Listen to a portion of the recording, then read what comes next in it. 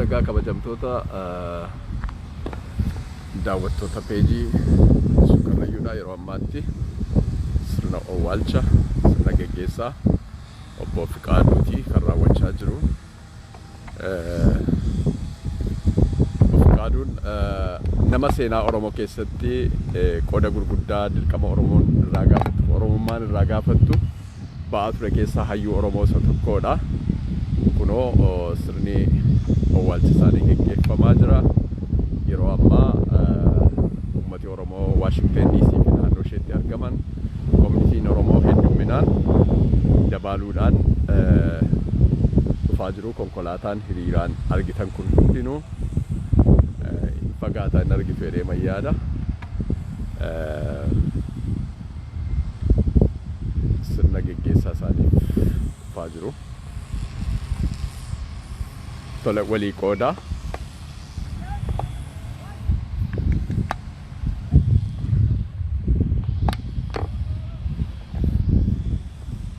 Walii qooduun dagatina fayyaa ta'a.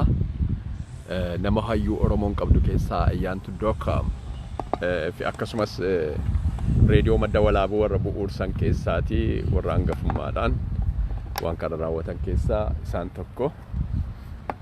Kunoo yeroo ammaadhaa reeffi isaanii bifa kanaan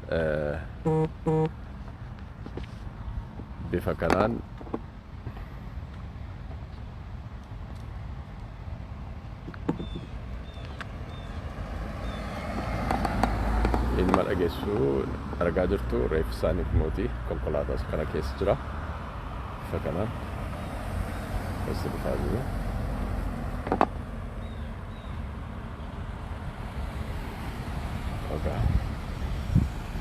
Manni keenya hedduminaan isti argamu. Konkolaataan martinuu bifa kanaan akkuma argaa jirtan ganaadha. Ammallee konkolaataan mataan konkolaataa tokko gama kana jira. Isaan kun hundinuu gama ol naanna'anii dhufanii sanaaf sirni Awwaalchaa Fiqaaduudha bifa kanaan geggeeffamaa jira. Hawaasni Oromoodhaa nama hayyuu Oromoon baay'inaan maqaan isaanii ol ka'ee hin beekamne, gadi ba'ee hin dhaga'amne, ammoo seenaa Oromoo keessatti, qabsoo Oromoo keessatti shoora gurguddaa warra taphachaa turan keessa isaan tokko.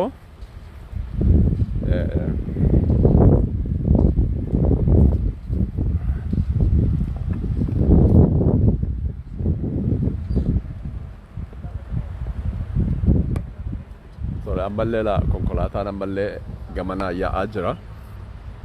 Akkuma argitan kun bakka Awwaalchaati martinu. Bakka qabriiti kuni bakka argitan. Bifa kanaan ba'aa jira.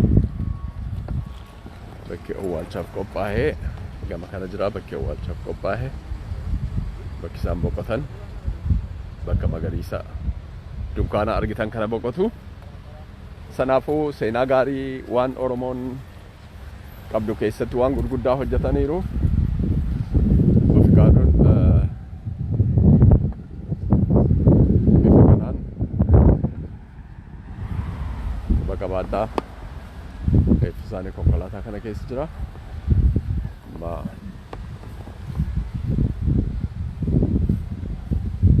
Konkolaataan ammallee gama kanaan dhufaa jira. Ammoo konkolaataan hedduudha. Namni hin hafne nama hedduutu bakka kanatti argame. Maatii isaaniitiif firoottan isaaniif jajjabina hawwina. Hayyuu Oromoon hayyuu akkasii tokko dhabdee jechuudha. Sanaaf gadumaatti waan jiru immoo ilaalla.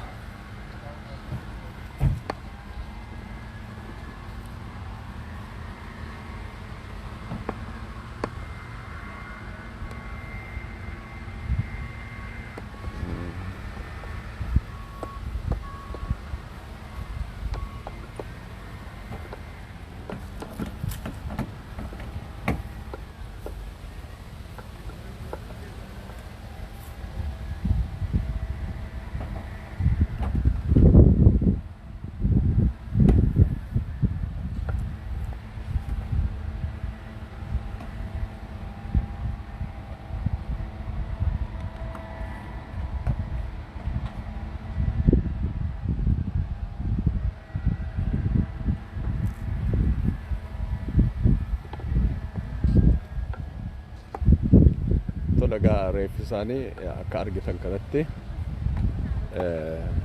rabbi akkasumas jannataan isaan qananiisu jenna. Waan gaarii waan gurguddaa Oromoodhaaf ol kaa'aniiru.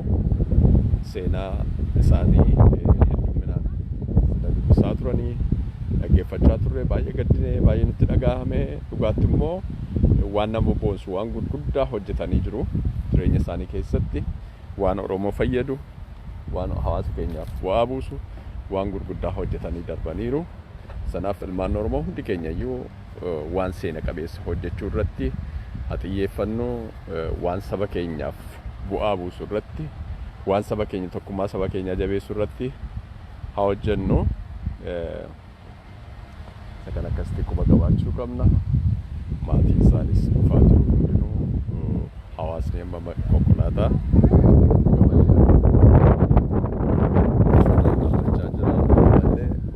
hedduu dhufaa jira. So konkolaataan kaan egaa asitti dhaabbatee jechuudha mataan konkolaataa haga naanna'u naanna'ee dachaa lamaan naanna'ee asitti dhaabbatee jechuudha. Kanaaf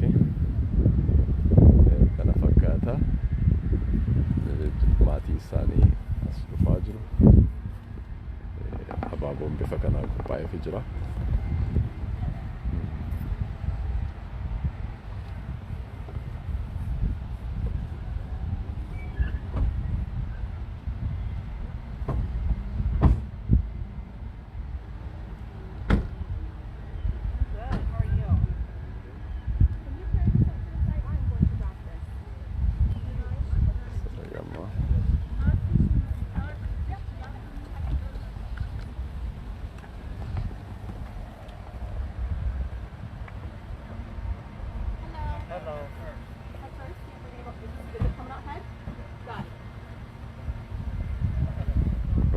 Ati warra isaanii fi ijoolleen isaanii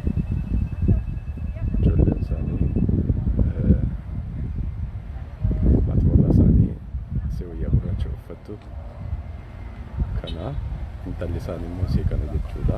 Seera kaameeraa irratti arginu jaaduu baatu qabu see kana yeroo ammaa yuunivarsiitii barachaa jirti. Ati warra isaanii immoo see mana sadarkaa guutuu kana doktariidha.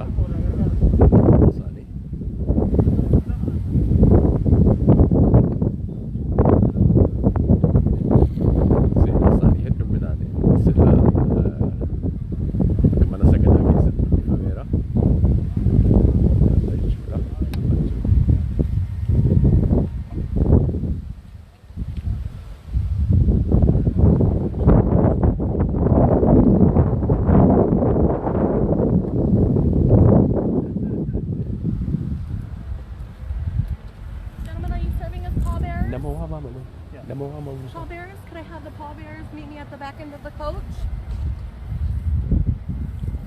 Can I please have all pallbearers please meet me at the back end of the coach?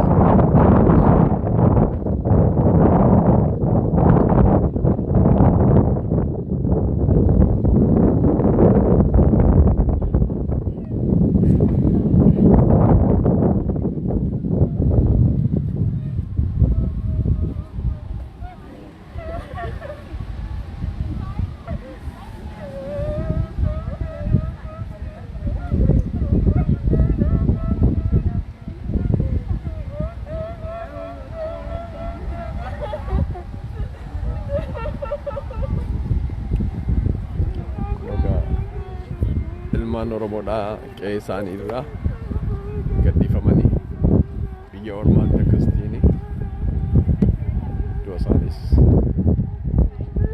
hirmaachaa jiru.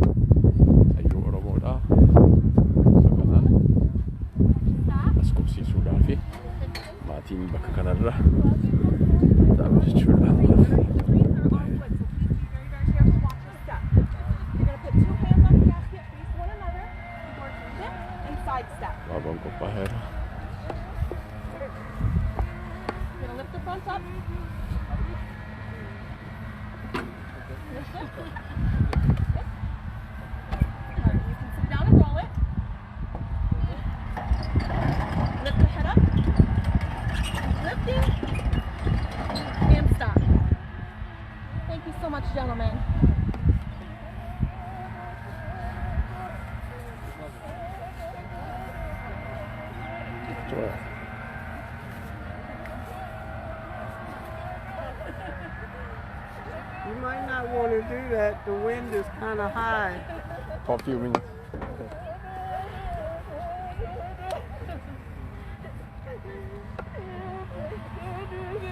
Sir, you sure you want to do that? Okay, you want to do on the front? Yeah, I would put it.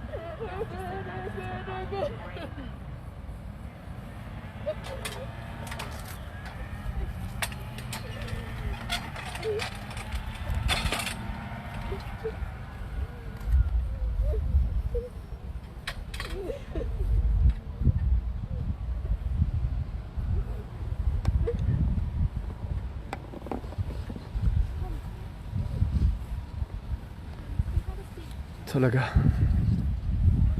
Marga jirtanii waa isaan ijoolleen isaanis as jiru.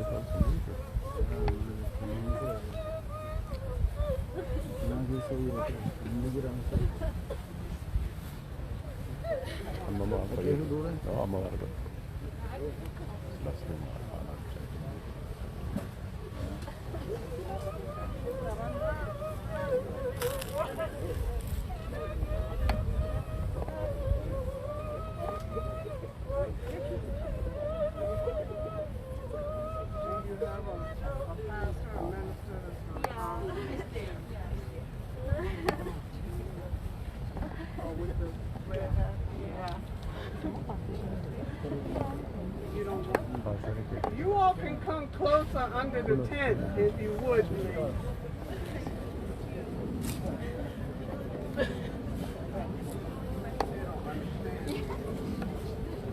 I know. I know.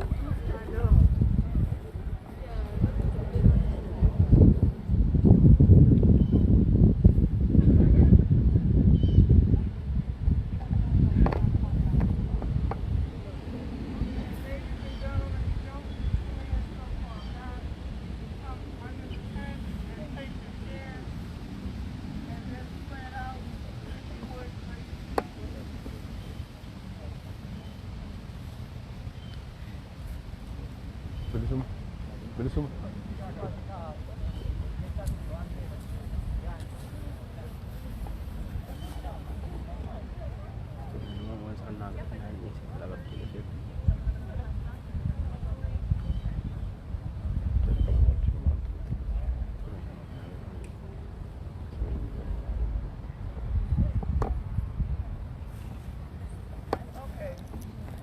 Everybody gather gotta be so far back, so I can't yell, but I hope you can understand what I'm saying. I offer my condolences sincerely to the family, to all the wonderful friends that have come to honor this man's life. And it was a beautiful life. I'm glad that you wrote the obituary so that I could read it in English. I learned a lot. He's done a lot. He fought for a lot. And he came from very little and made it here. And then he stopped and continued the journey. So, as someone said, the fight is to be in your hands. And don't stop. Don't stop. May God continue to bless each and every one of you. And it's been a pleasure to have had a part of your life, even though it was the end of this man's life. You all shared with me, and I hope the services that have been provided to you have been worthy of the trust that you give us. I thank you, and I'm going to turn it over to your pastors. And I'm going to read. Okay?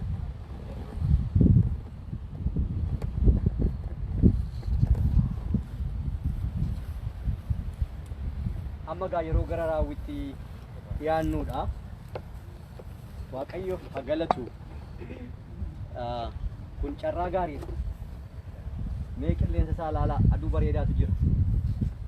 Waaqayyo nama gaarii fi aduu gaarii baasa. Kuni dhuga ba'umsa sagaleen Waaqayyoo nutti dubbatudha. Akkuma dubbataa oolle amanne sana sagaleen Waaqayyoo Phaawulos warra Qorontosiif warra isa lammataaf kan barreesse boqonnaa 4 lakkoofsa 14 irraa abdii kanaa nuu kenna. Abdiin isaa akkas jedha, ani Waaqayyo Gooftaa Yesuus Kiristoosin du'a akkuman kaasee warra amantiidhaan obbaafatan immoo isaaniin Kiristoos keessaa nan kaasaa'edha.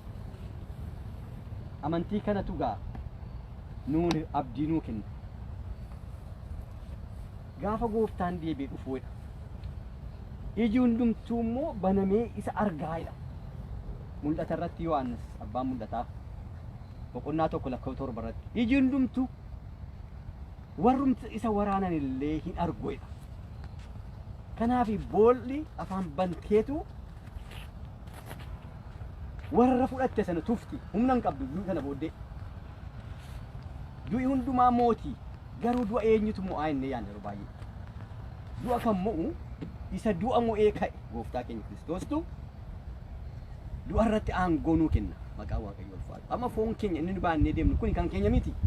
Dhiifnee deemna. Mana yeroo keessa jiraannu yeroodhaaf. Warri sagalee kanatti amantan warri amantii abraa qabdan karaa amantii keessanii oddoon gaariin jira. Oddoon gaariin kan Waaqayyoo saba isaaf qopheesse warra isatti amananiif kan inni qopheesse oddoon gaariin jira. Karaan oddoo gaarii sana ittiin gaan immoo dhiphoodha. Garuu amantiidhaan Yesuusin yeroo amannu Waaqayyoon yeroo amannu bal'aadha. Kanaaf hin yaadda'inaa hin boo'inaa. Akka aadaa keenyatti boo'uun gadduu ayyamamaadha. Garuu akka immoo warra abdii hin qabneef bu'aa keessan oolinaa gaddaan oolinaa. Sababiin isaa kun yeroodhaaf. Inni dabarreen dhufaa. Kanaaf hunduma keenyaaf abdii. Abdii kanaan akka gallu barbaada sagaleen Waaqayyoo. Abdii kanaan abdii hin raafamne abdiin sochooni nuu kenna. Fayyisaa keenya Gooftaa Kiristoos irratti aangoo qabu mo'icha argate sanatu obboleessa keenya har'aas keessa yeroo keenyu mana isaa keessa sagaleen Waaqayyoo akkuma jedhu ani Waaqayyo warra Kiristoosin kanan du'aa kaase warra isa man immoo du'aa kaasa. Isa duukaa du'aa kaasa. Kanaaf du'an sodaatina. Sodaattu? Du'an sodaatina. Maaliif nu sodaannu? Isa du'a irratti humna qabu amannuuf. Sagantaa baay'een fuuldura jira. Obboleessi kee tokko sin boqoteera kaleessa. Achis immoo nan boonyas isa sin geggeessin. Gooftaadhaan waan boqotee. Inni kunis Gooftaan boqote. Kanaatiif adaraa ergaan isiniif kennu maatii isaatiif warra manaa isaa doktor Galaanii Mucaasaa Ellen abdiin jira. Har'a wayyaa gurraacha uffannu gaddinu boonyu firoonni isaa hundumtuu as kan jirtan waldaansaa amantii kanaan galla sababiin isaa beekna akka inni boqotu nutti himaa ture nu yeroo boqonnaa jala ga'e waan natti hime keessaati oddoo akkasitti sagantaa akkasii oddoo akkasitti immoo na owwaalaa sagalee akkasii immoo naa dubbadhu dhaamsa immoo natti kenneera saba koo immoo naa galateeffadhu galfata nyaadheen deemu saba koo naa galateeffadhu warra fagoos dhiyoos warra kana irratti immoo naajjin dhama'an waldaa isaas galateeffateera saba kanas galateeffateera kanaatiif har'a garaan keenya akkuma biiftuun kun ifu waaqarraa gadi nutti ifu kana ayyaanni waaqayyoo achi gannu ilaali abdii nuu kenna sila dubbadheera du'i guddaa xinnoon jedhu beekaa wallaalaan jedhu hundumaa fudhatti gaafa dhuftu hattuun namaan qophooftee yookaas immoo qophoofnee nama neeku garuu kanaafi balbala keenya kan cufatu amantii keenya kan jabeeffatu egaan dhufneera geggeessu gara mana isaatti galuu qaba isa fuuldura waaqayyoon kadhanna hin galateeffanna hin gungumne gara boqonnaatti tajaajila waan ta'eef sagalee dhumaa kana iji hundumtuu yeroo Kiristoos dhufu kana amannaadha waldaan keenya waldaan guyyaa torbaffaa Adventistii Yesuus Kiristoos deebi'ee dhufa duumessaan dhufa warri du'anii boolla keessaa ka'u warrumti iyyuu isa waraanes hin ka'u abbaan firdii warra amane gara mirgaatti warra namanne immoo iddoo kan biraa kaa'eetu firdii kenna kanaaf gara mirgaa dhaabachuu waaqni waa gargaaru isa boqottes immoo boqonnaa kana keessa ture ka'ee gatii isaa fudhachuuf akkuma Phaawulos jedhe fiigicha isaa erga fiigee fixee booda gilooriidhaan ulfinaan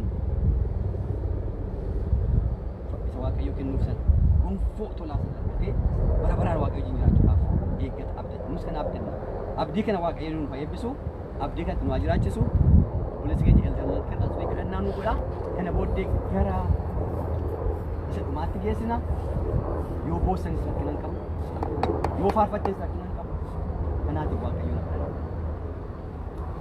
isheen kadhanna amanamaa abbaa keenyaa guddaa si galateeffanna yaa waaqayyo guyyaa har'aatti iddoo kanatti argamna illee dhugumaan yaa waaqayyo yaadne sammuu keenya keessaan beeka garuu yaa waaqayyo asitti argamnee jirra yeroo kana maaliif akka ta'esitu ilaalaa jira hin beekne waan hundumaa dhugumaan yaa waaqayyo hin laala yeroo kanatti yaa waaqayyo obboleessa keenya kan jaallannu yommutti geggeessaa jiru dhugumaan yaa waaqayyo waa'ee tokko keenyaa waa'ee mataa keenyaas immoo akka yaadne dhugumaan yaa waaqayyo nus immoo taraan keenya yommuu ga'u deemuudhaaf jira kanaaf yaa waaqayyo biyya lafaa kana keessatti yommutti tarkaanfataa deemaa jirru kan nus immoo yaa waaqayyo akka obboleessa keenya kana qophaa'uun akka nu barbaachisu dhugumaan yaa waaqayyo qophoofnee immoo jireenya sanaaf biyya lafaa kana keessaa dabarree gara sanatti yommuu deemnu yaa waaqayyo abbaa keenya waaqayyo gooftaan koo gooftaan Yesuus fayyisaadha jennee amanannee gaaf tokko yaa waaqayyo obboleessi keenya kun ka'ee irba isaa keessa dammaqee iddoo sana keessatti yaa waaqayyo tokkoon tokko keenya immoo isa arguu akka dandeenye yaa abbaa keenya yeroo kana gontii mataa keenya akka godhannuuf tokko keenya gargaare yaa waaqayyo qophaa'uu nu barbaachisa biyyi lafaa kun garuu yaa waaqayyo nu harkisa biyya lafaa kana keessatti asii gadi yaa waaqayyo waan baay'ee ilaalaa jira garuu yaa waaqayyo kun hundinuu kan darbuudha kan hafuudha gara booddeetti hafnee dhiibnee kan deemudha akkuma macaafa keessaa dubbifamu yaa waaqayyo biyya lafaa kana kan dhumne qullaa keenya dhufne qullaa keenya immoo deebine akkasumas yaa waaqayyo biyyi lafaa kun kan itti qophoofnu isa duukaa buunee isa duukaa fiinnee gammachuu biyya lafaa kana duukaa buunee utuu hin ta'in yaa waaqayyo si duwwaa ilaaluudhaan akka ta'e hubannee ayyaanni kee yaa waaqayyo nu gorgee dhugumaan yaa waaqayyo fuurri kee nu geggeesse qophoofne akka si eeggannuuf nu gargaare yaa waaqayyo abbaa keenya obboleessa keenya isa geggeessinu kan fuulaa fuulatti gaaf tokko arguudhaaf jedha kanaaf immoo yaa waaqayyo amantii nu barbaachisa si wajjin tokkummaa nu barbaachisa yaa waaqa tarkaanfii keenya si wajjin akka godhannuuf nu gargaare abbaa keenya maatii obbo Fekadu warra isaatiif yaa waaqayyo mucaasaa ayyaana keetiin akka isaan golgitu jabina keetiif jajjabinaan akka isaan golgituuf yaa waaqayyo jaalala kee haa ta'u yaa waaqayyo abbaa keenya tarkaanfii isaanii hundumaa yaa waaqayyo sitti akka isaan godhatan si wajjin akka isaan deddeebi'aniif isaan gargaari jireenya biyya lafaa kana keessa yommuu isaan deeman yaa Waaqayyo waan isaanitti irratti waan isaan mudatu hundumaatti yaa Waaqayyo gargaara isaanii akka isaaniif taatu jaalala kee haa ta'u. Warra daddaa dhaabannu kana yaa Waaqayyo hunduma keenya ati nu eebbisi. Yaa Waaqayyo kana hundumaa keessatti kun egaa barumsaaf akka tokko tokko keenyaaf ta'u nu gargaara. Hafuura kennu guuti ayyaana kennu yaa Waaqayyo tokko tokko keenya hafuura kennu mallatteessa. Maqaa gooftaa keenya Yesuus Kiristoosiin. Ameen.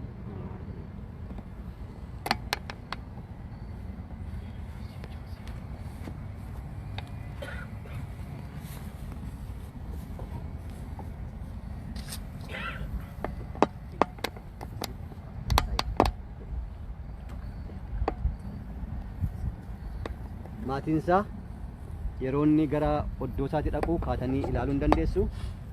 Amma jarreen kana tajaajilan dhufanii nu gargaaru.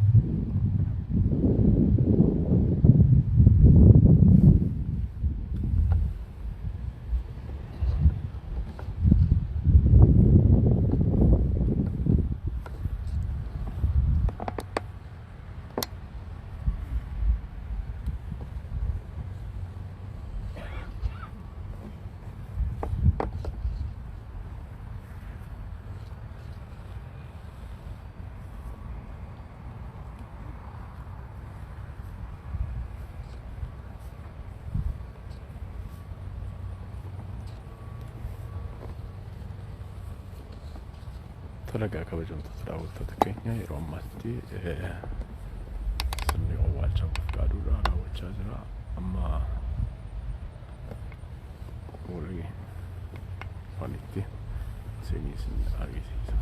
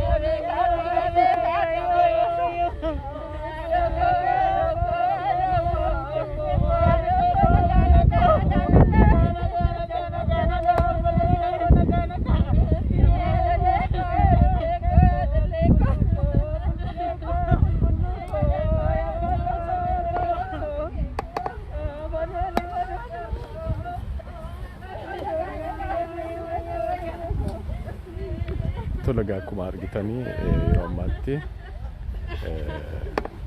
inni dhumaa raawwachaa jira.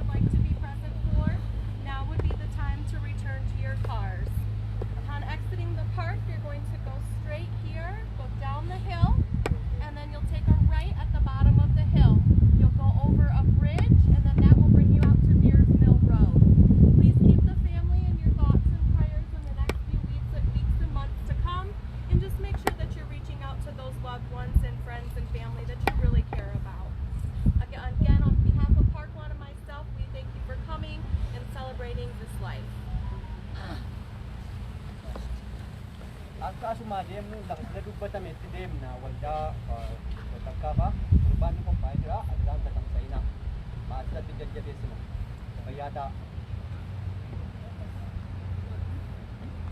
Sadarkaa kabajamtoota daawwattoota keenya sirna gaggeessaa awwaalchaa obbo Fekadu Magarsaadha asirratti raawwateera.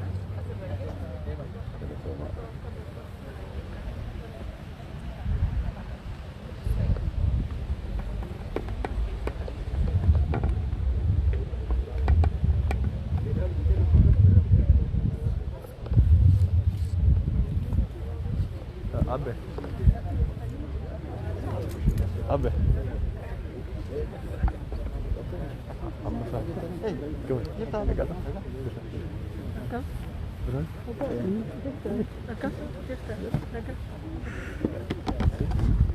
Mani hamba wanti kun semua tu. Betul. Hamba cuba. Saya tahu.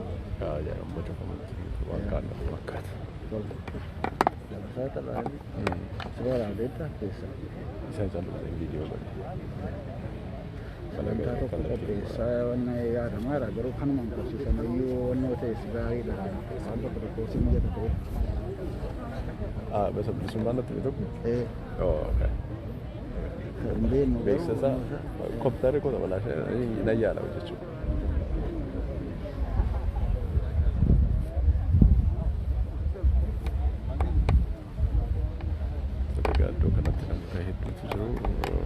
Sena sani wan baye silaha sa mera baye dubbata mera nama tokko gaafa waruma sila dubbatan keessaati nama tokko kaasee haasa'uun barbaada.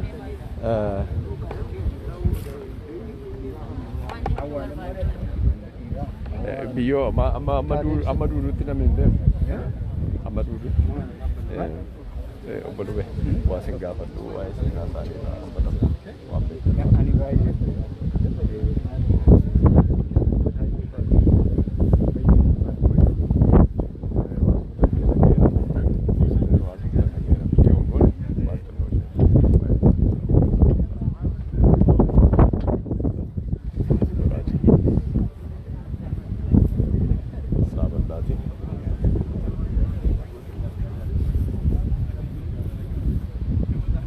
Talaga obbo Bayyana obbo Fekadu yeroo kamii jalqabdanii wal beektu obbo Fekadu jechuun isiniif eenyu?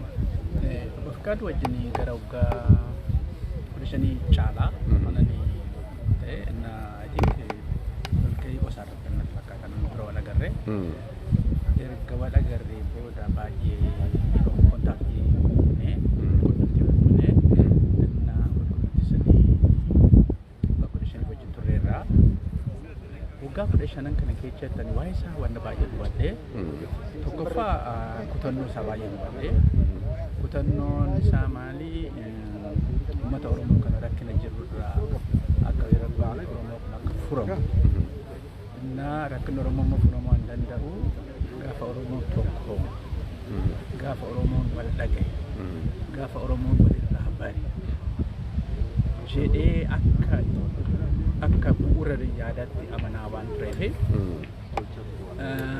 kanammoo mijeessuuf immoo kanammoo mijeechuuf wanti kun akka mijaa'u godhuudhaaf ayyaantu akka taate ayyaantuun erga dhaabbate waggaa meeqa? Waggaa dubbachuudhaaf beekuu garuu xinnaatu gara waggaa 17 ta'uu anaan dura dhaabbate namoonni waa'ee ayyaantu natti himaa turanii so it must be naafin waliin bareedu ta'uu qaba. Fekaaduun tokkummaa Oromoo baay'ee hojjechaa ture. Tokkummaa sila waan isin gaafta waan gurguddaan jira kanan dhaga'ee waan Oromoo tokkummaa Oromoo jabeessu irratti waan hundumaayyuu erga soree booda kan inni gadhiisu waa hundumaayyuu fageessee nama laalu jettaniittu mee sanarrallee waan Fekaaduun uumamti isaa yeroo wanni tokko ilaalu sirna laala. Akkuma nama tokko yaaduma tokko wajjin fudhatee nama kaatuu miti sirna laala. Dubbiin suni eechaa ka'e maaliif ka'e garamitti deema eenyu dubbii san oofaa jiru maaliif oofaa jiran han jedhu sanii yeroo hunda xiinxala innaa wanna tokko iddoo gadi hin baasinii systemic thinking kan jedhu san isa hojiirra oolchuu Fekaaduun isaanii kana namni tokko amma fe'e jabaa ta'u amma fe'e beekaa ta'u amma fe'e humna qabaatu sirnarratti ta'u beesdi hundaa'uu baannanii sirnarratti hundaa'uu baannanii fiixa ba'uu hin danda'u hin fashalaa. Innaa kanaafi jabina tokko tokko danda'in ijaarsa irratti amana. Tole walumaa gala dhaamsisni Oromoodhaaf dhaamtan maal fakkaatame? Ani keessaa jabaatanii saba ofiif waa bu'aa buusuu keessatti. Ani Oromoon diina baay'ee qaba, diina hedduu qaba. Qabeenya isaatiif diinuunfatee jira. Kanaafi Oromoon tokko ta'ee wal dhaga'ee wal jala deemee ijaarsa hojjechuu qaba. Ijaarsa malee nam tokkee tokko jala kaachuu wantoota tokko jala kaachuu Oromoodhaaf faayidaa. Ijaarsa fi gamtaadhaanii tokkummaa isaa eeggatu. Otoo baay'ee tole. Innaa kanatu Oromoo galma inni himaa jiru kana fi akka moo'eetoo irra aanu ooluu danda'a. Haa ta'u fayyaa ta'a ulfaadhaa gaaffiif deebii gabaabaa naa gootaniif fayyaa ta'a. Abbe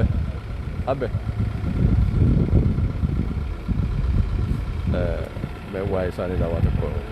Amma wayyaa? Yaa ammoo. Tole egaa abbeen sila heddumminaan seenaa obbo Fiqaaduudhaa yeroo kaaftan waltajjii irratti adda bilisummaa Oromoo bakka bu'uudhaanis konyaa Waashingten DC bakka bu'uudhaan waan tokko seenaa gurguddaa dhaamtee jirta.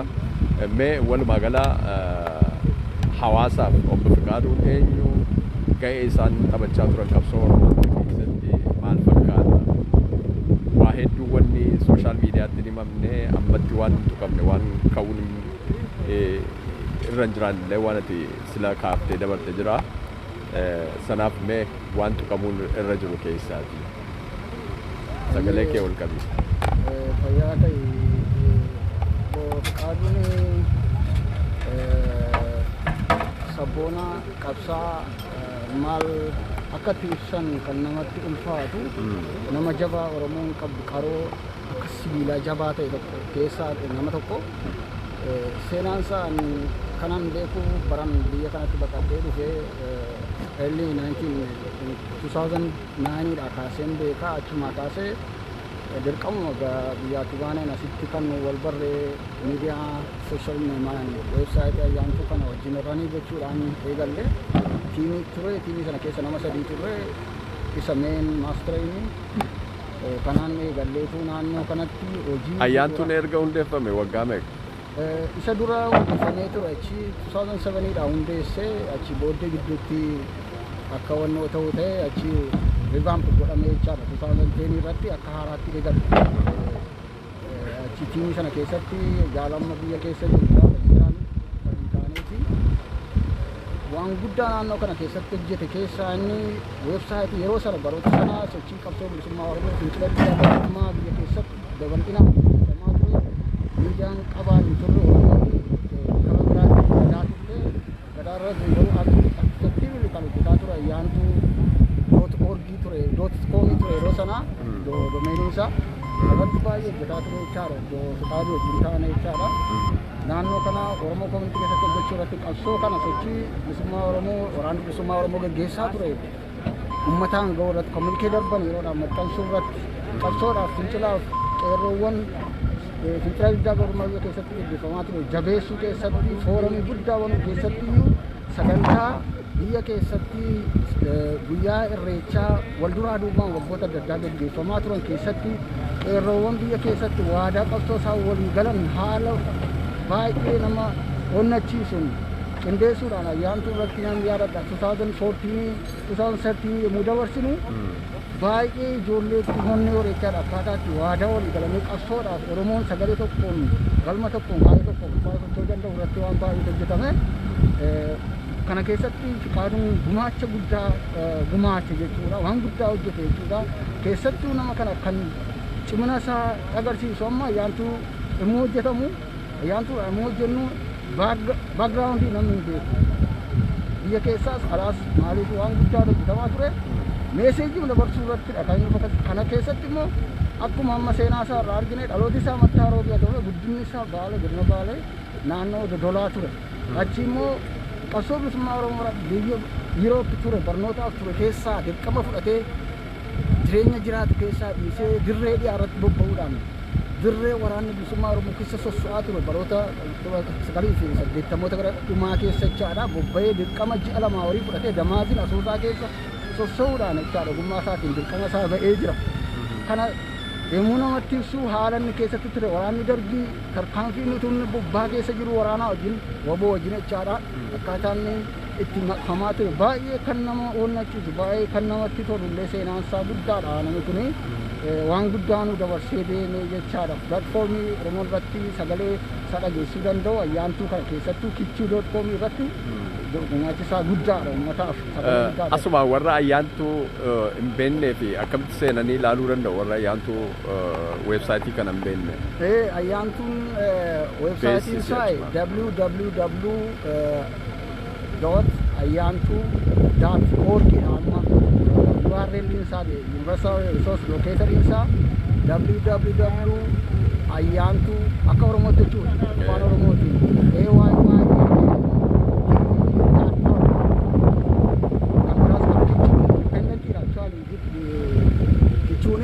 kichuunis KICHUU.org dhanis warreen kun waliin ta'anii hojjetu jechuudha. Sagalee Oromoo ta'uu keessatti waan guddaa gumaacha akka daataa beeksisa gara fuulduraatti qabsoo Oromoo keessatti gumaachi weebsaayitiin kun godhee odeeffannoo guddaa wanta jiruu fi gara fuulduraatti baay'ee fayyadaa jechuudha. Meegaa akka warra obbo Fiqaaduudha duuba taa'ee qabsoo jabeessaa akkasumas immoo gadi ba'ee maqaan isaanii hin dhagaamne wannoo dhimmoota gurguddaa waan Oromoon ittiin neetwoorkii guddaa ijaarratee wal hubatee beekumsa isaa waan qabu hundumaa achirratti sheerii walii godhee jabaatuu fi shoora akkasii warra godhantu jiru.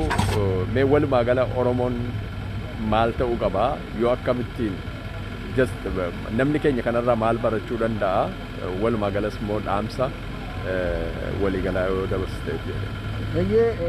Ulfaadhu ummati keenya qabsoo hadhooftuu barootaaf geggeesseen injifannoo irra ga'ee gara dhumaatti dogoggora uumameen qabsoon keenya butamee harka diinuma kaleessanuu ajjeesaan fixaan qalaa ture akka ga'ee kunoo gidiraa hamaa hangana hin jedhamne argaa jira. Ummati keenya ammatti kan inni irraa eegamu kan akka ummataatti alas taane keessa taane waliin hojjechuu qabnu gaaffii dantaa Oromoo gaaffii dhimma Oromoo ilaalu national question jalatti hiriiruun dirqamadha. Uummatni Oromoo keessas ta'e alatti waan tokko gaaffii tokko jalatti hiriiruun dirqama ta'ee jira Oromoodhaaf. Gaaffii adda addaa akaakuu adda addaa qabatanii deemuun kun aweessaan akka nu ga'e kufaatii akkamii badii akkamii keessa akka nu gashee jiru sadarkaa dhabamuu irra akka nu ga'ee jiru wanta beeknuu fi kanarraa barnoota guddaa argannee ijaaramuun dhaaba siyaasaa jalatti jiru adda bilisummaa Oromoo KFO'n yeroo ammaatti dhaabbilee qabsoo Oromoo gaggeessaa jiran wanta ta'an isaan jalatti gurmaa'uun isaanii jabee gaaffii hunda caalaa immoo gaaffii tokko jalatti masakamuun dhuunfamuun murteessaa ta'e uummata Oromoo alaaf keessatti waliin socho'uun barbaachisaadha. Barnooti nuun obbo Fiqaaduuf qabsaa'aa sabboonaa kanarraa barru baroota dhufaa darban dhufaatii haalawwan adda addaa keessatti jijjiirama tokko malee qabsoo kanatti cichee dudduubaan akkuma sila xiqqoo yaale wanta inni hojjetu baay'ee jira. Miidiyaa irratti akkuma ammatti nutti ta'e kan inni ibsamu baay'ee jira. Akkuma kanaa uummati keenya waliin ta'ee kaayyoo tokkoof kaayyoo galma ifaa qabu galma adda bilisummaa Oromoo galma lafa kaa'e bilisummaa Oromoo walabummaa Oromoo irratti waloon taanee hojjenne waliin kaa'an tokkummaadhaan diina keenya irratti bobbaane malee galma ga'uun xinnoo nutti dheerata wanta ta'eef kan irratti akka jabaannee waliin hojjennu dhaamsa godhaamuu barbaada ulfaadha. Haa ta'u fayyaa ta'e galatoon. Tola egaa kabajamtoota daawwattoota keenya yeroo ammaatti sirni awwaalchaa Fekaaduudha. Fekaduu Magarsaadha bifa kanaan inni xumuraa gaggeeffamaa jira. Maatiin as ta'anii jiru. Biyyeen maarisan akka isaan boqotan irratti deebi'aa jira. Kana fakkaataa jechuudha sirna gaggeessaa isaanii.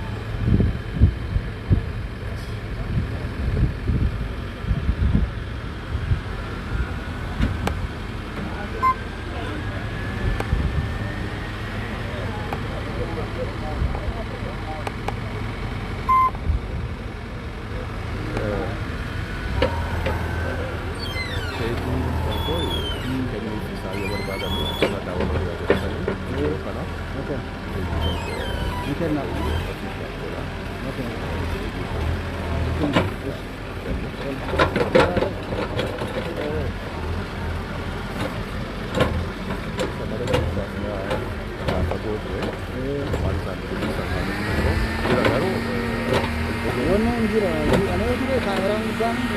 Naannoo kan waraabaan ture. Warra waldaa sana. Baatiriin. Namni koo irratti waan gurguddaa midhaan biyyoo waraabaa goggoora. Yaa. Amma isa seelii jira. Sana Garuu seelii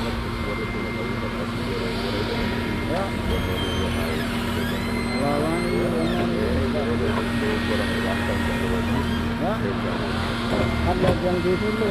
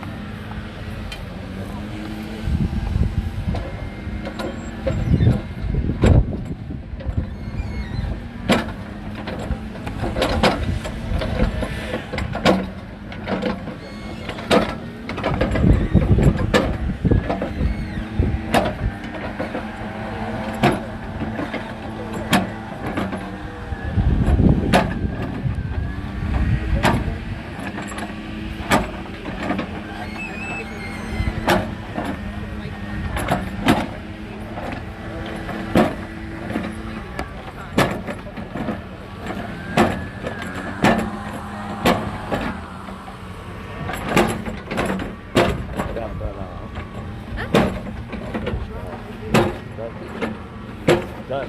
Yes, yes, yes, yes. But just for safety because of these I know. equipment and stuff.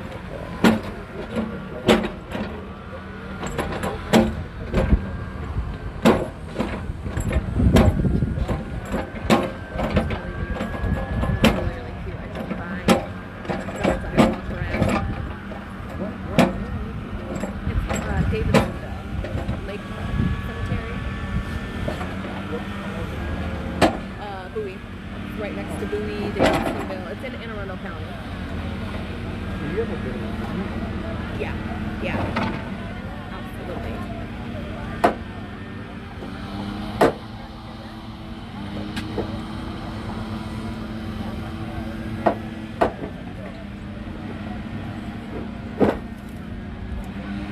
Hour. Yeah. Yeah. I drop my baby's off at school at 7:30, and then I go get coffee, and then I get here at like 8:40.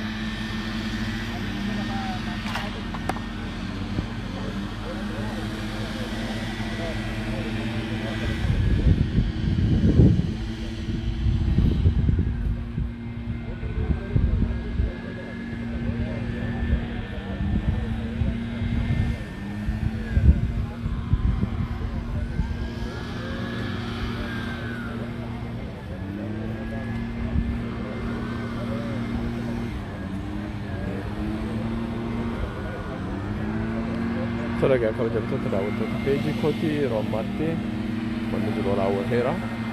Sagantaa koo asirratti goola buufanii waan na daawwattaniif hundi keessanuu ulfaadhaa. Maatii obbo Fiqee fi akkasumas hiriyoota isaaniif ilmaan Oromoo hundaafuu jajjabina guddaan isinii hawwaa. Akka obbo Fiqaaduudhaa seenaa gaarii maqaa gaarii ol kaa'annee dabarru fayyaataa gabanumaan dhaamsa kootii ulfaadhaa isinii jechuuf fedha. Ulfaadhaa.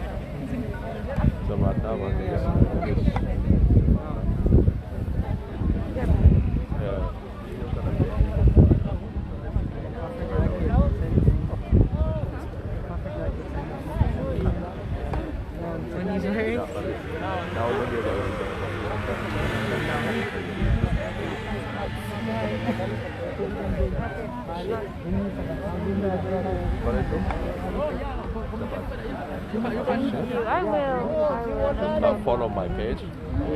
Every video. What's the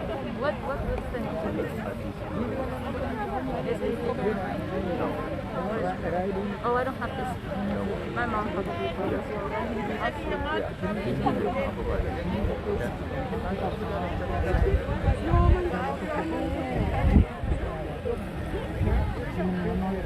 Talaga sagantaa keenya asirratti raawwateera. Namoonni nagaa wal gaggaafachaa jiru. Waan hordoftan fayyaataa gaarii.